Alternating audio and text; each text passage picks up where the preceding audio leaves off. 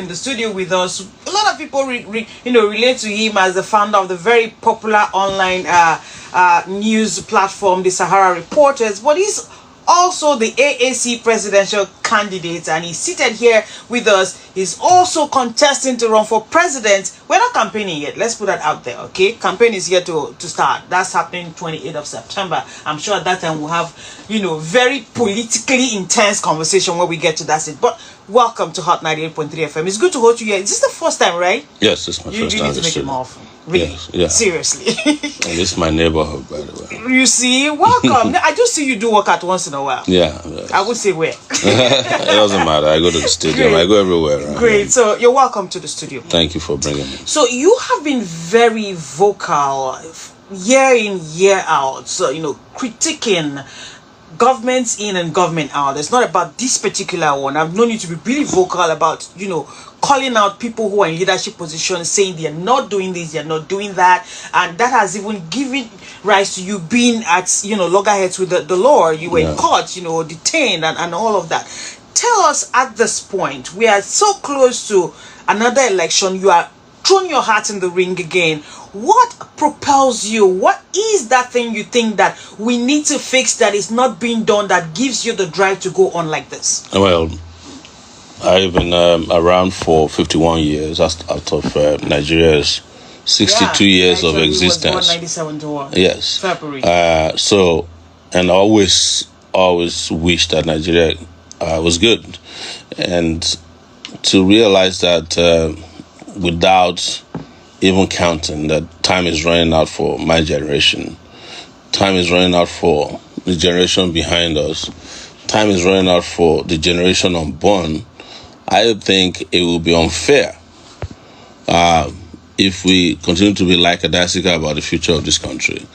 And sometimes when we talk about the future of the country, people think, it's about our children. No, I want to live in a Nigeria that works. Because I've lived in a country that is not mine, that worked. So I am selfish about it. I will say to you that I want to live in a Nigeria that I can drive from here to Lagos without being afraid of being kidnapped, or dying in a road accident or getting killed by police over a 50 naira bribe. I want to live in a Nigeria where I can go to the hospital, I'll be properly diagnosed. I'm not told that I have malaria, and then when I go back, they said it's typhoid, and when I go back, they say go to a church. I want to live in Nigeria where people get minimum or living wage, that helps them live their lives. In Nigeria where everything works. That's the selfish part.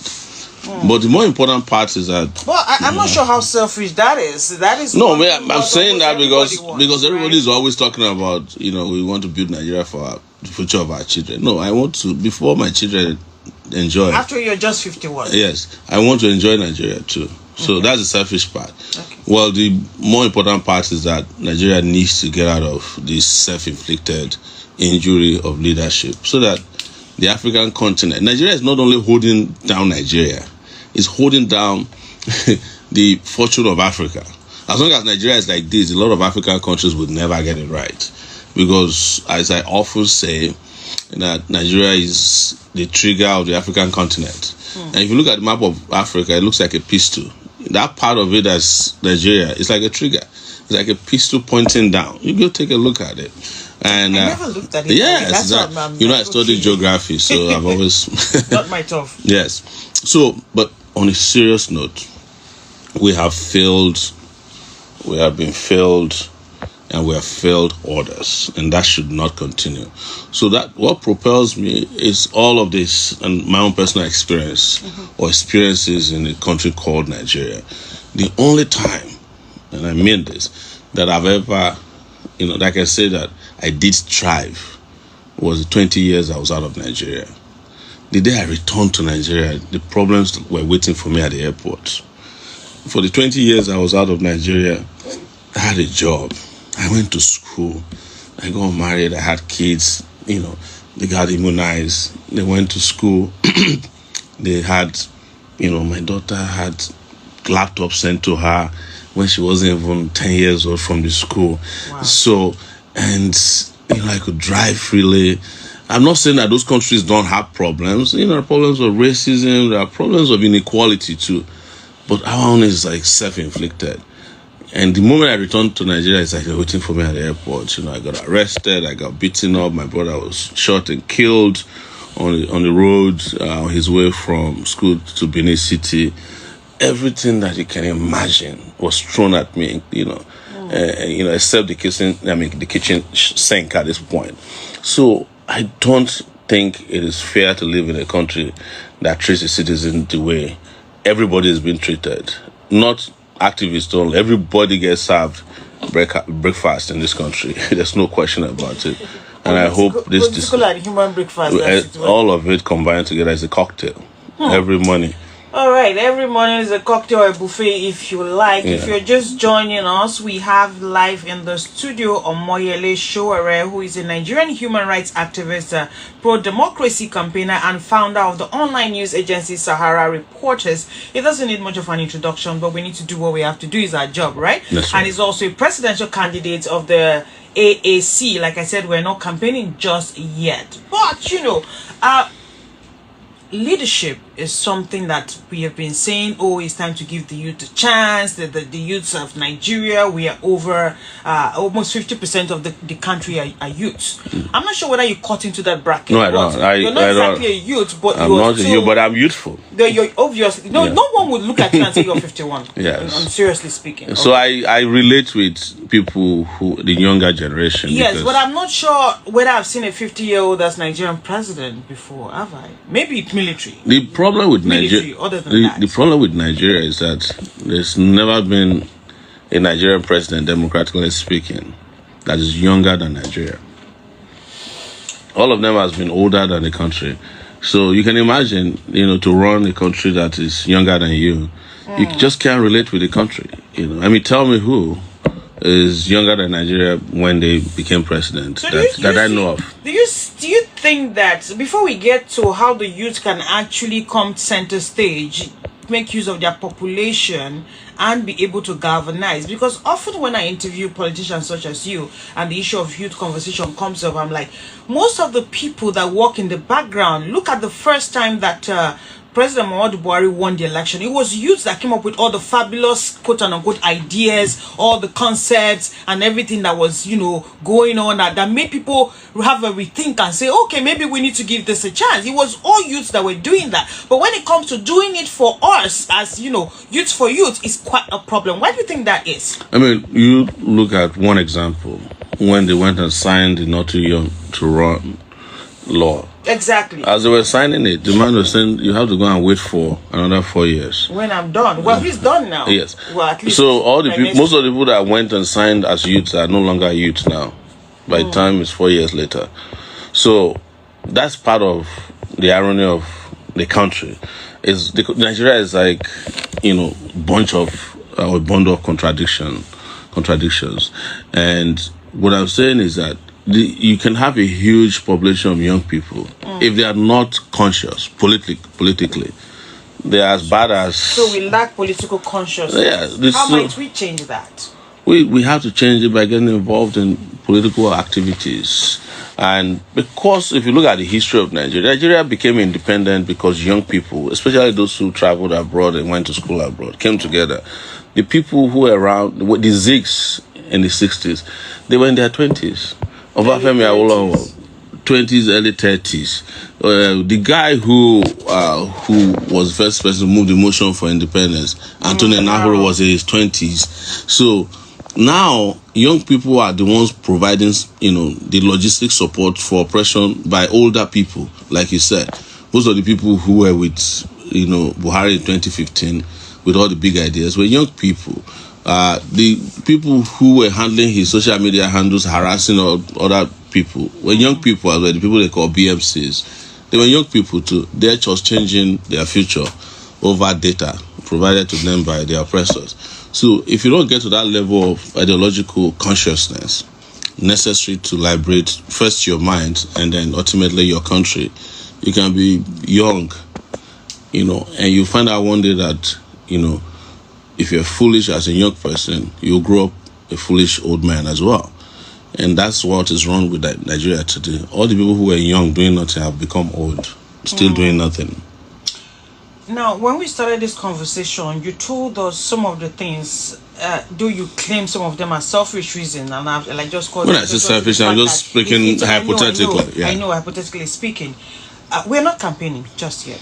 But can I just pick your brain and say, look, how do you, because when it comes to promising to do things, to change things, it's quite easy. I can sit here and say, look, I'm going to build a bridge across, this Apple. We need to start, we still be working on the ground. We want to go through flyover from the legislators' quarters. We should end up in Yanya just walking in the air. It's easy to say. It is the how that is always the problem. So, with the current situation that you see, like you said, to use your phrase, me still rephrasing, self-inflicted problem of leadership that we have. How do you think this your very laudable dream of selfishness is possible to achieve? We'll come back from a break and then you can answer that question, please. Let's go on this quick break. If you're just joining us, it is the People's Assembly. Do stay.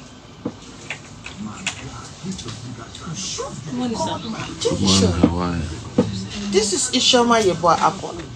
She was supposed to be on the show with us, and then Nigeria happened on the road. What happened? My car is still parked there on the express. Wow, was it an accident? It just stopped. So I had to just maneuver to park by the side. So I left it there. Is it safe though? Where? I just told my brother to on the airport road there. I just told him to just stand there. That's Nigeria. That's how Nigeria stops on. Seriously, on the high express. like no money, no nothing. Sorry about that.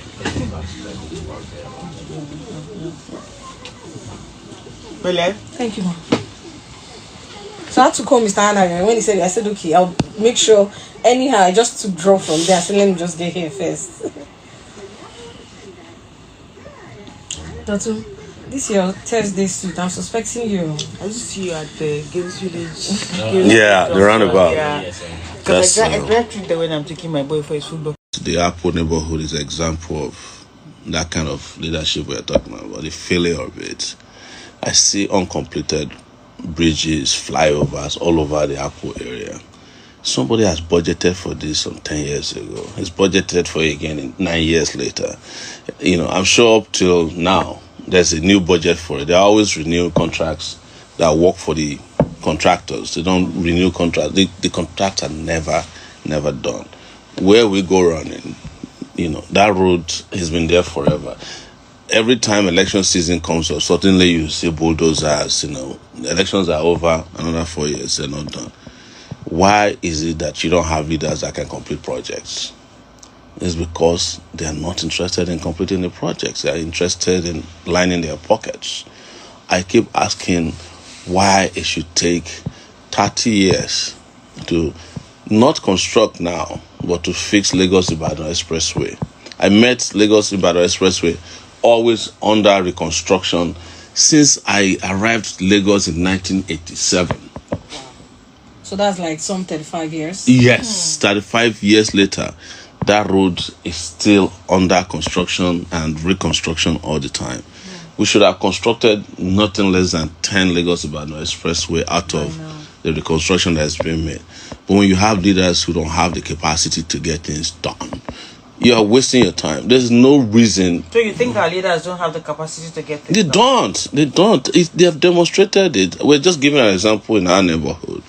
Do you think that we can't have a dual carriageway of 6 lanes on both sides from Lagos to Abuja since 1962? Or that we can't have the Lagos Benin-Ore road reach Port Harcourt since all these years? We can have a train from Maiduguri when we used to have these train lines even during the colonial era. But since our people took over power, they can't do any of these things because you don't have people who have the capacity to lead. We must accept and admit that. When we are saying it on public radio, we are not trying to get the radio shut down. We want a future even for the radio stations too, where you have a simple street that leads to your door. Constructed because you pay taxes is your right. So, but when you don't have it, they know when they bring NBC into the picture is to shut people up so that they don't ask questions about. They only shut you up if you breach the law. There's no law you are breaching when you are speaking truth to power. There's no law being breached there. It's your right to say to the government every morning, afternoon, and night that we deserve more than we're getting. The 20 years I live in the US, there's virtually no day I step out of my door, drive to New York City or wherever I'm going, that I don't find protest. Is either labor pickets, people are, protesting against senators. It could be one person, and you'll be wondering, why are you guys still protesting when everything is working? But they want more because they deserve more. People don't get tired of getting more and more. There was a time that the election in New York City, or I think it was New York State, was about providing free internet. Wow, I'm like, when are we going to get there? They're like, yes, we'll put free internet on every street, in every school. We're talking about bridges and and here we are still talking about even covering our what they call gutter, just drainage. We haven't reached there. We had a conversation around there last week. You just talked about protest. So Dr. says he has a question for you. Go ahead. Yes, sir. So you've been popular for a couple of movements in the past. I remember during the last protest, the NSAS, I saw some people putting on a t-shirt that was branded with your movement. And the way you've been talking about like you're so passionate about Nigeria, talking about how you want some things to work.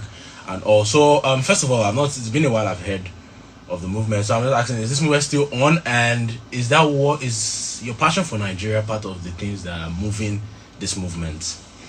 Of course. The movement that you're talking about is probably Revolution Now.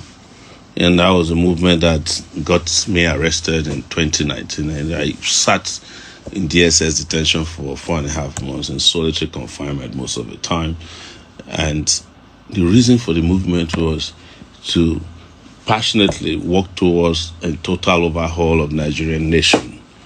And the movement is still very much alive. The movement emerged from the partisan activities of 2019-20, that I contested. It was the party that declared Revolution Now. After we realized that there was no election in 2019, it was a selection.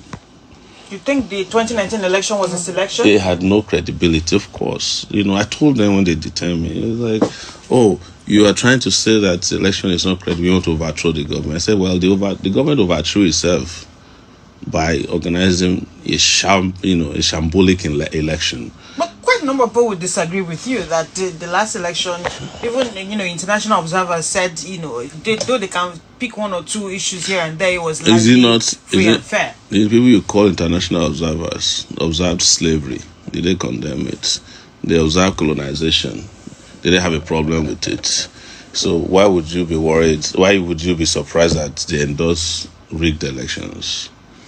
So now, before I open the phone lines, because people are waiting to talk to you and ask you questions directly, you are going to run for president again, and I'm running. I'm not going to. Thank you, Emabinu. Yes. He's running. You're running for president come 2023. Yes. Okay, February. You're already hat in the ring, form signed field, and everything done. Okay, but you have just voiced the fact that you don't believe in the process that brought the last government into office because it is not free and fair.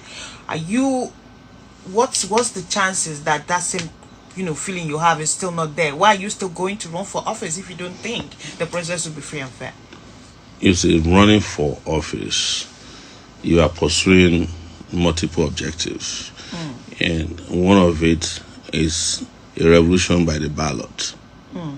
If people like us with revolutionary ideas win under conditions that promotes or allows for free and fair election, the revolution we're asking for has happened.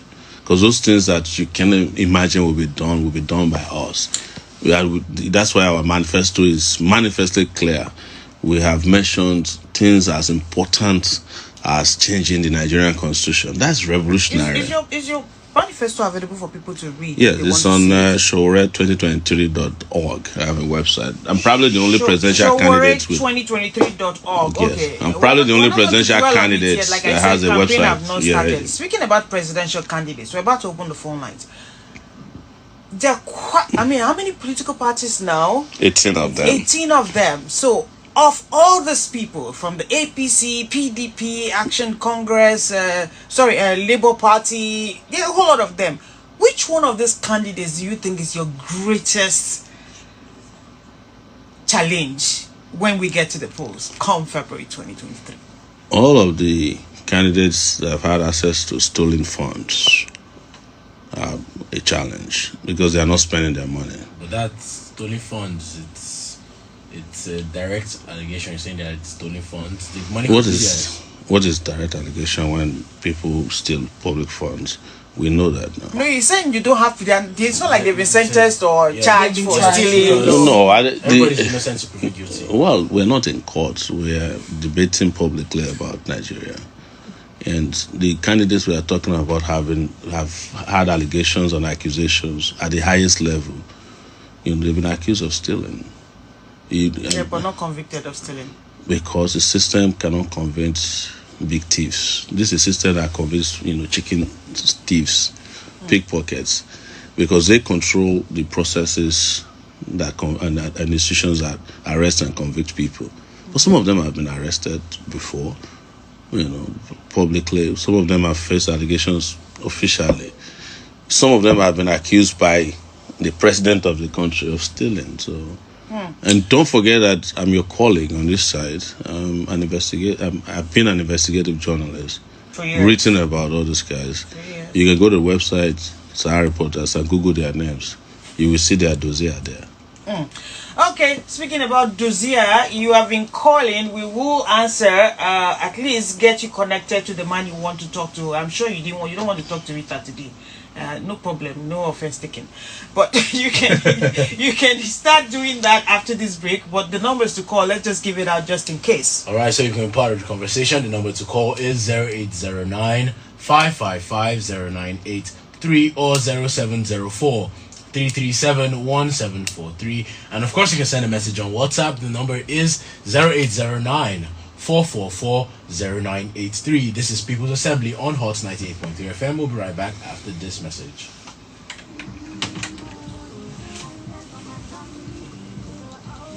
Okay, so we're going to open the phone line and leave you and them. No problem. I'm used to it. I'm used to the phone and callers. But is there anything specifically you want to talk about that would I like the flow. Sometimes, radio. That's why I love radio. The flow is usually dictated by the interactions, and no one force anything. No, voila. But we're waiting patiently for 28th of September. Where everybody goes. Well, everybody will not start on Sunday. We're going to talk about that. 150 days of campaign before election is a lot. That's a lot. But this was less than what we did in 2019. I did 35 states in 2019. And now you probably can't even do that anymore because a lot of the states are now under bandit control. Yes, insecurity. So, boss. Again, you missed. Always. You missed. Anyways, welcome back. It is still the People's Assembly. We still have our guests in the studio. Yes, the phone lines are clearing up. But before we went on that break, we were talking about who our guest considered to be his strongest strongest contender when it comes to the presidential election in 2023. And he did say that, his worry is not about the people. But if you look at it from the point of capacity of these individuals, let's pretend that these things you say aren't true, or let's believe they aren't true, or however. And in terms of the capacity of these candidates, who would you say would be your greatest contender in terms of capacity? If I thought there would be a better contender, I won't be running. I'll line up behind the person. And the easy way to break this down for your listeners is most of the frontline. When I say frontline, I don't mean that they're going to win, but because of the fact that they are in these old, bigger parties, most of them have been in fact, the four contenders that we keep hearing about, frequently mentioned, they were two-term governors in their states. One of them was a two-term vice president of the Federal Republic of Nigeria. The question to ask is, which of them turned his state to the United Arab Emirates that they love to quote and go to all the time? Which of them created or built a hospital that they themselves can go to for treatment? Which of them built schools that they can send their own children to? Which of them built roads upon which they can drive freely? Which of them paid workers as at when due with the living wage. I'm not saying minimum wage. Minimum wage in Nigeria is slave wage. There's nobody who can survive on 30,000 naira per month. Even your cell phone cannot survive on 30,000 naira per month between charging it and recharging it. So how do you pay workers 30,000 naira per month and you start celebrating it? Which of them paid pensioners on time? Which of them didn't take care of his own personal interests against the interests of their subjects? Let me use the word. It's not the right word, but their citizens. Those are the questions that are pertinent, and that's why those are the things I want Nigerians to be asking them. Because they've had the opportunity to change the narratives about Nigeria through their interventions politically in their states where they governed before. None of these guys can defend their record. That is why you are not likely to see them in your studio. The same way I will drive here freely to talk about my programs, my agenda, and my records and my character. A lot of these guys have no character. They have no integrity. And there's a reason why... That's a bit hard. Yes, that's the reason why I can't even be mentioning which of them I will go with. Because this is not my dream country of 2022. You know, I was expecting Nigeria because I entered the university at the age of 18 in 1989.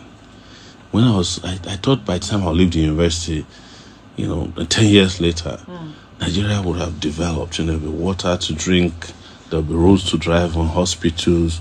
We won't be dealing with terrorism at this stage, even though it's a global challenge. But this is not the way we could have been handling it. We will be dealing with bandits taking over even the home state of the president, bandits threatening to abduct and kidnap the president of the Federal Republic of Nigeria in 2022.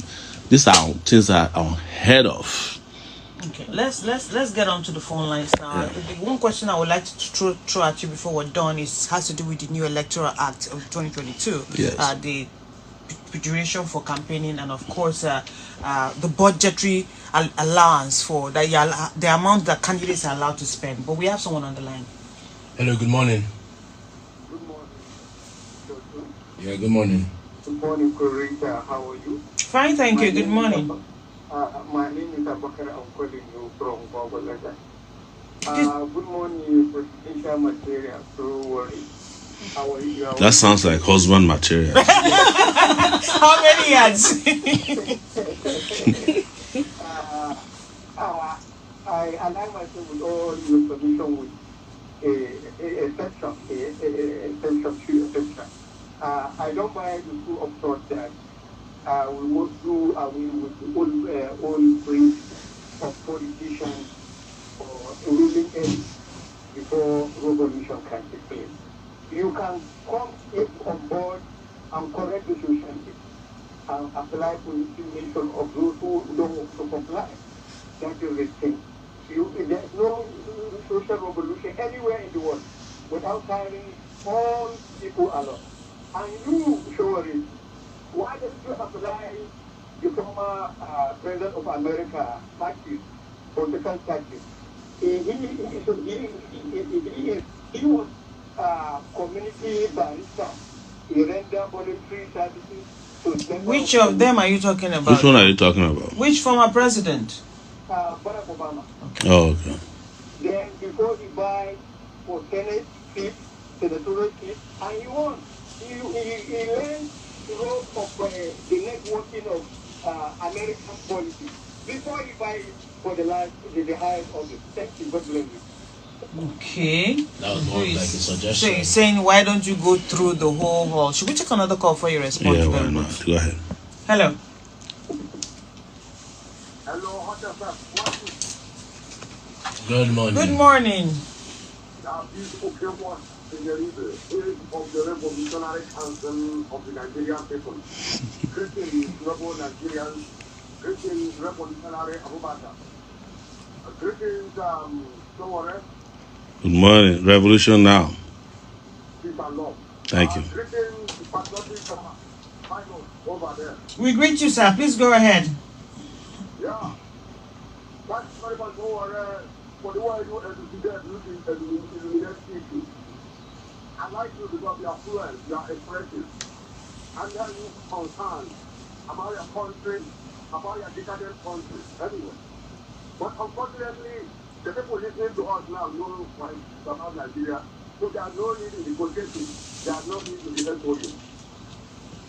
If you examine the law of gravitation and the law of give and take, the law of showing and reading, so where Nigeria is going. My question is this, Sowore, to you. Yes, you are politically conscious, economically, socially conscious by your country. But then, there's what you would call suspicious political egocentrism.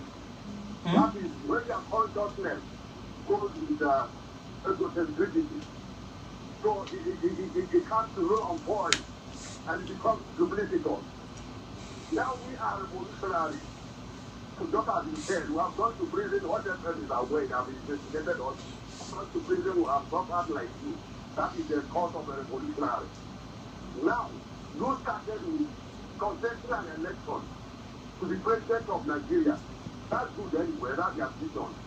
But then, why is it that you turned around when you felt you become president by election? You started declaring the position. Don't you think you are equivocating? Don't you think that you are being chameleonic or critical? Yes, because we revolutionaries, we believe that the only way to achieve change in Nigeria is not by aligning with politicians, fraudulent politicians. It's by carrying out revolution just as it happened in Tunisia. It happened recently in Sri Lanka. All right, okay, Wanyeribe, you would have to answer your question at some point. Thank you very much for joining us. No, I'm the queen, not a princess. Thank you, sir. Well, let me answer the first question. And I think it is the often given advice by Nigerians who have been so beaten down over these years, to the largest extent they've lost their self-esteem. And even a child, when they are growing up, you don't tell them that the sky is the limit. You tell them to aim high. And when it comes to our presidency, suddenly our people don't want to aim high. They think it's the preserve of a certain group of persons, whether they are competent, capable, or incapacitated. You understand? And those of us who are running on our records, our character, and capacity. If you don't doubt my capacity to run the country well, why are you asking me to go to the Senate? If you have an ambition to go to the Senate, head to the Senate, go and contest to be senator. I do not believe that at this time my services are needed at the Senate. My services are needed at the presidential level, because that's where you need a man of character, a man of courage, a man of capacity, and someone who has exposure and the proper education and understanding of the Nigerian nation. And like he mentioned, Obama started as a community organizer. Obama is probably a little older than me, but I started before Obama as a community organizer, as a student. That's a community right there. So I served this country in various capacities to bring about democracy when I was really young. So when people say this, we keep telling them, don't limit your ambition simply because your country doesn't allow you to thrive. You should keep your ambition high and make sure that your country allows you to thrive. This country must respect that very popular saying that the child of nobody should be able to become somebody in their own country, regardless of where they come from. And take that to heart. With regards to our friend who was talking about the revolutionary space he came from, I think he has a little bit of misunderstanding of who revolutionaries are.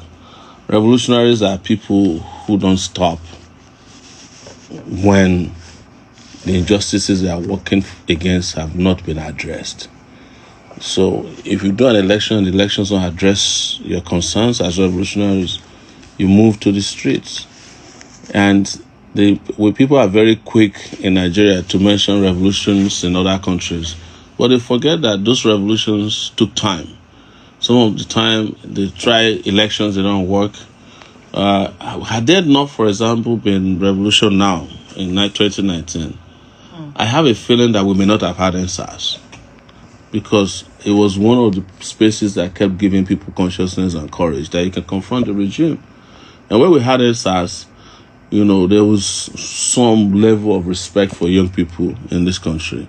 And it brought about the kind of consciousness that you may not have gotten even if you were in a university learning to be conscious, because of the way and manner there was an eruption of the revolutionary zeal of the youth. The problem was that we didn't achieve our objective and aims at that time. But that doesn't mean that it will not happen. It just means that we had to keep trying. So let our friend go back and read revolutionary texts more, because then he can understand me better. All right, we're about to go on a break, but let's take this call. You called me. Who placed it on hold? Okay, we'll be back after the hold. Let's go on a break. Okay, where is the handful? Is it regular call? Yes, I was expecting. I could tell. I was expecting something of that nature from him. Get the Super Beach Grab and enjoy all the excitement from Nigeria's reality shows. Plus, 1 hour free streaming on YouTube for just 500 naira. Dial star 141 star 514 hash. Aircel, the smartphone networks. Why not use them as a car?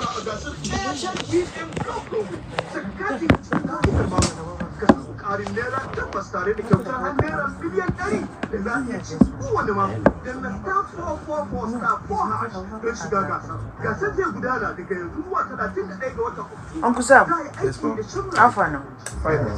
You need to take a photo with Sowore when you're done. Sam is an intern. He's in the university right now doing mass comm. Wow, which university? Wow. Yeah. Fantastic. And we are back. Yes, indeed, fantastic. And the phone lines are blaring off. We'll just get back to it. Good morning. Hello. Yes, good morning. Hello. Good morning, Akirita. Good morning, sir. And good morning to the two data candidates in the studio. Good morning, sir. First and foremost, begin to salute the courage of I never know that I will one day speak to you. Through your Sahara reporters, Nigerians have been able to recover from monumental fraud. In fact, I so much love you, and I want you to continue. In fact, going on with that thing that you have executed, Nigerians are proud of you. We believe that at some point in time, mission becomes a lamplight. Because you have studied many words of this record in Nigeria. I have seen many times you have suffered, you have been persecuted so many times because you are advocating for the interest of this country. That I cannot support it. You have always been here. Continuing. So I want you to keep going ahead. Because those are the people that, in fact, apart from you and the people who, no other can get to the race. Let me tell you that you are both. We are totally behind you and we are proud of you. Thank you so much for having a nice meeting. Thank you very much and good morning. Appreciate your call this morning. Okay, we are not in 2023 yet. He already has 2 candidates only. Hello. Hello. Good morning, Rita. Good morning, sir. Good morning, Johnson. Good morning. Good morning, Mr. Sowore. Yes, my name is Ken. I'm calling from AYA this morning. Rita, calling you a business, you can take it to pass because you have to do it. Oh, that's just. It's an open relationship, no offense taken. What did you say? Rita, you see, a lot of us have to know about Mr. Sowore, even with arrest, detention. We never knew about him before. Oh, wow. I've been both minutes, and He's a young man that has courage. He's a young man that has vision. He's a minister. He's a young man that has demonstrated that he has passion for the Nigerian people and the Nigeria, as a country. But one thing, I'm afraid of is that since 1999, I've never seen anybody become the president of Nigeria without at least being a governor or former governor. So what we are even saying is that, fine, it's a good candidate, it's a good material, but one can't be governed and at least run for House of Rep or Senate or contest to become a governor so that he can get more ground, so that he can make more friends. Because as it is now, in the coming election, I don't think we have to cancel. That's the It depends as if this is the question they want everybody's asked. I've answered it before. See, the easy way to also help him further is that, does he know of a former governor who really became president apart from Jonathan, who you can say is an accidental governor? Because there's no constitutional requirement that say you must be governor before, class captain before, or former principal of a school before you become commissioner of education, or before you become the minister of education. So people just say all these things because I understand where it is coming from. Yeah. The people of this country's image, self-esteem have been battered over the years. They don't even believe in themselves anymore. So they find it hard sometimes to even relate with people who courageously say, look, I want to be this because I'm qualified to be this. The other simple way to answer it is that the people who were former governors, we have had 2 former head of states who have become presidents. What did they do for you with all their experience? They left Nigeria broken and ruined. One of them is still there now, the lady of Aso Rock. Okay, I don't understand Yoruba. Sorry. Yes. I'm wondering what does that even mean. Let's take this. Let's proceed. Hello, good morning. Good morning, Rita. Good morning, what do you call it? Show, how you doing now? Good morning, comrade. Max Sowore is my name. Max Sowore is my name. Good morning. Yes. Rita and the Nigerians who cares to know, I love Sowore very well. As a junior comrade in NAMS, that was when Sowore was a senior comrade in NAMS. So he has been putting the fight, crying for better Nigeria. You can see that Sowore is among those who fought for the democracy. As a young man, I can testify to that. I used to, in those days when I normally go from the university to Anthony Village to go and visit my mentor, Ben Ganifaye. Normally motion about the Sowore. You see,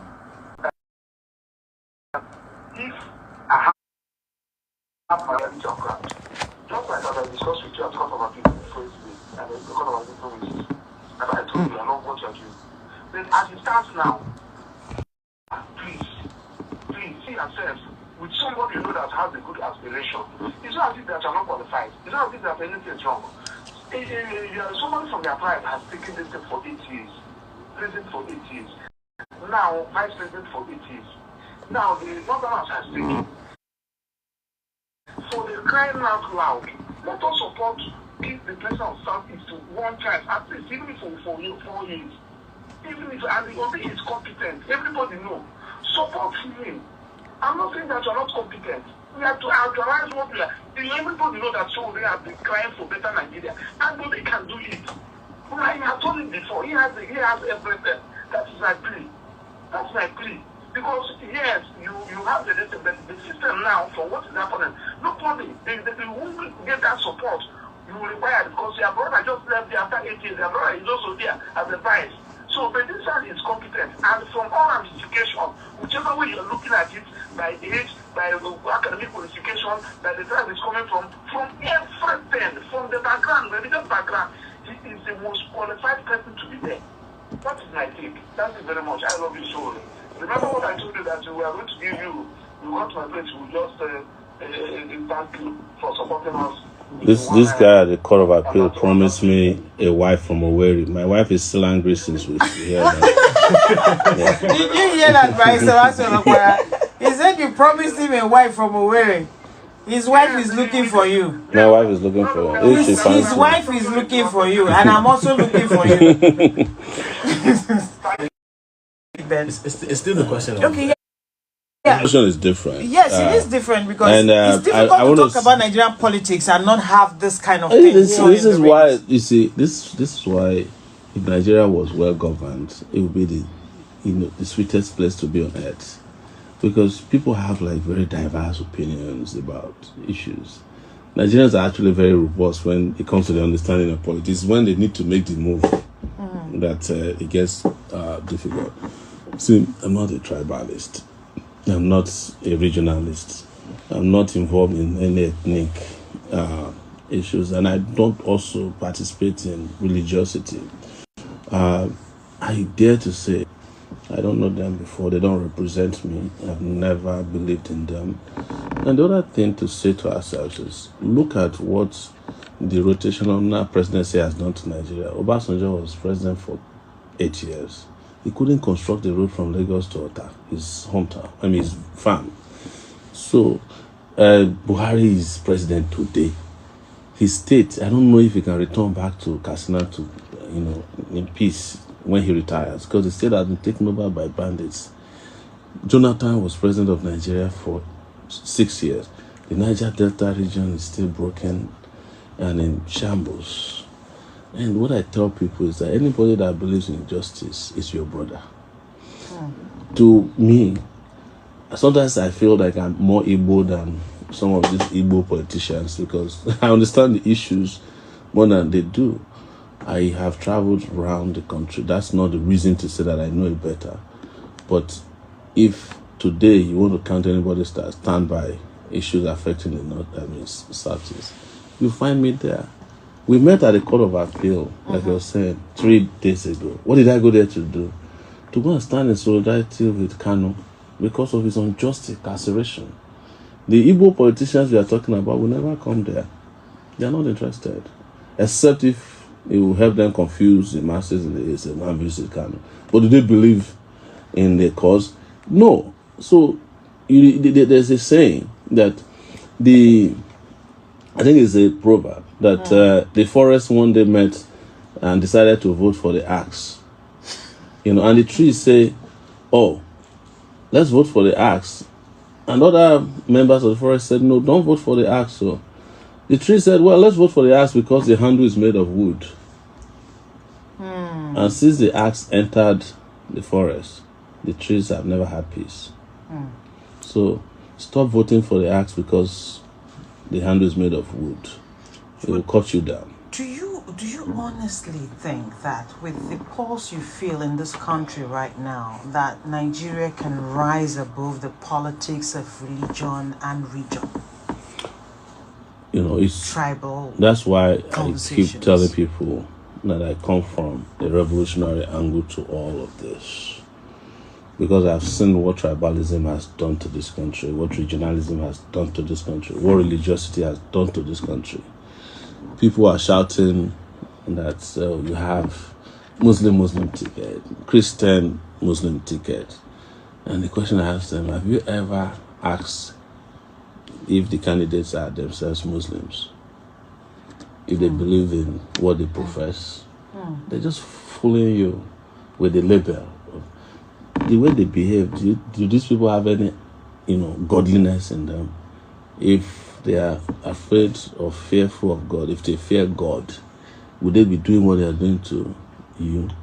This neighborhood alone, Apple to Asokoro area, there are over 6,200 or 500 houses that are unoccupied. They just build mansions and throw the keys away. You see maybe policemen out there and they may guard and clean up. But majority of people in Abuja have nowhere to stay. But the politically religious are the ones who are most likely to steal monies meant for children who want to go to school and use it to send their own children to school. They even steal money meant for sending people to pilgrimage. Political. Nigeria today, the way and the manner we are seeing things going on that those that have been in this race have been, and they have been, coming in of the youth, seeing it as it is not an easy task at all, because in the first place, the monetary aspect of it, you see that when the youth get up to go into higher position without the seriously, that is exactly to participate in the election activity. And see what is happening there. Sometimes they come at the compound, they make them to sign what is not, and all those things. So I'm seeing it as they have planted and gravitated corruption into the spirit and into the blood of our youth today. Even from